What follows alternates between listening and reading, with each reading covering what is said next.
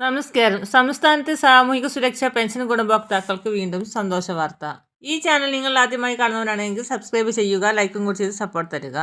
Christmas new ഇയറിനോടനുബന്ധിച്ച് ഗുണഭോക്താക്കൾക്ക് കൂടുതൽ ആനുകൂല്യം എത്തിച്ചേരും.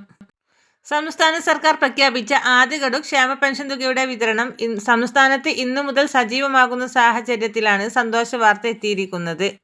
ഇന്നലെ മുതൽ ഗുണഭോക്താക്കളുടെ ബാങ്ക് അക്കൗണ്ടുകളിലേക്കും കൈകളിലേക്കുമായി 1600 രൂപ വീതമാണ് എത്തിച്ചേർന്നുകൊണ്ടിരിക്കുന്നത്. തുക എത്തിച്ചേരാത്ത ഗുണഭോക്താക്കൾക്ക് ഇന്ന് സഹകരണ സംഘം ഉദ്യോഗസ്ഥർ വീടുകളിലെത്തി തുക കൈമാറും. വിവിധ സ്കീമുകളിലായി പെൻഷൻ തുക കൈപ്പറ്റുന്ന 27 ലക്ഷത്തോളം വരുന്ന ബാങ്ക് അക്കൗണ്ടുകളിൽ തുക സ്വീകരിക്കുന്ന ഗുണഭോക്താക്കളിൽ 200 മുതൽ 500 വരെയുള്ള കേന്ദ്ര വിഹിതം മുടങ്ങിയിട്ടുള്ള ഗുണഭോക്താക്കൾക്കും തുക എത്തിച്ചേരും.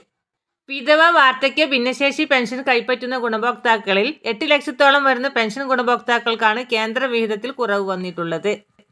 പെൻഷൻ തുക വിതരണത്തിന് കൈമാറിയതായി സേവന സൈറ്റിൽ സ്റ്റാറ്റസ് കാണിച്ചിട്ടും തുക ലഭിക്കാത്ത ഗുണഭോക്താക്കൾ ശ്രദ്ധിക്കുക. ഇവർക്കുള്ള തുകയും ഇന്നു മുതൽ എത്തിച്ചേരും. ഒരു മുടക്കവും കൂടാതെ ഇതുവരെ 1600 രൂപ വീതം എത്തിച്ചേർന്ന ഗുണഭോക്താക്കൾക്ക് വീണ്ടും സന്തോഷ വാർത്ത എത്തിച്ചേർന്നു. ന്യൂ ഇയറിനോടനുബന്ധിച്ച് ഒരു ഗഡു പെൻഷൻ കൂടി വിതരണം ചെയ്തേക്കും എന്നുള്ള സൂചനകളായിരുന്നു നേരത്തെ പുറത്തു വന്നിരുന്നത്. 4 മാസത്തെ കുടിശ്ശികയായിരുന്ന 6400 രൂപ കൂടി വിതരണം ആരംഭിക്കുകയാണ്.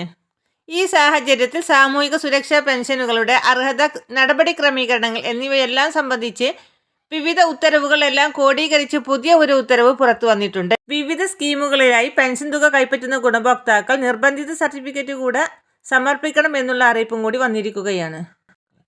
വിധവാ പെൻഷൻ കൈപ്പറ്റുന്ന ഗുണഭോക്താക്കൾ പുനർവിവാഹിതരായിട്ടില്ല, വിവാഹം കഴിച്ചിട്ടില്ല എന്ന സാക്ഷ്യപത്രം വാർഡ് അംഗത്തിൽ നിന്നും വാങ്ങി സമർപ്പിക്കണം എന്നുള്ള നിർദ്ദേശം ചില തദ്ദേശ സ്ഥാപനങ്ങൾ പുറത്തുവിട്ടിരിക്കുകയാണ്.